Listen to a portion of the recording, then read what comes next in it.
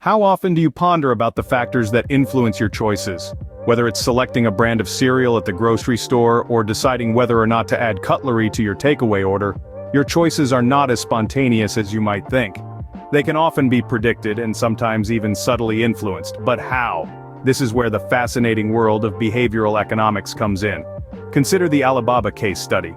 Researchers collaborated with the Chinese giant to implement a seemingly simple change in their food delivery system. Instead of automatically adding plastic cutlery to every order, they required customers to actively choose the number of cutlery sets they wanted, with the default option set at 0. The result?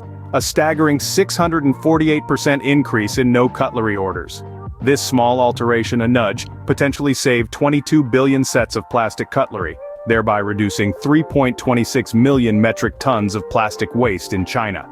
This is the power of nudging, a concept from behavioral economics. It involves using subtle cues to steer people towards positive behavior, without the use of force or penalties, just a gentle push in the right direction. Alibaba's nudge required minimal effort but had a significant impact, both environmentally and economically. But what is behavioral economics, you ask?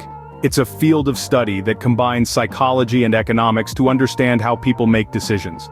It acknowledges that we're not always rational, and that our choices can be influenced by a variety of factors, including emotions, social norms, and cognitive biases.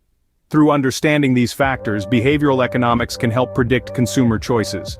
It can provide insights into why we choose one product over another, why we save or spend, or even why we eat healthy or indulge in junk food.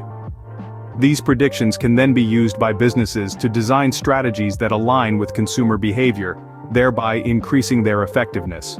In the Alibaba case, the nudge was designed based on the insight that people tend to stick with default options.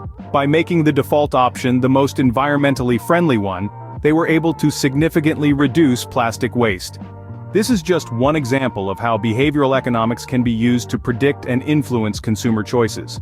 Yet, it's important to note that while nudges can be effective, they also raise ethical questions.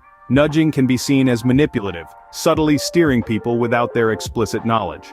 Therefore, it's crucial that nudges are designed with transparency and respect for consumer autonomy.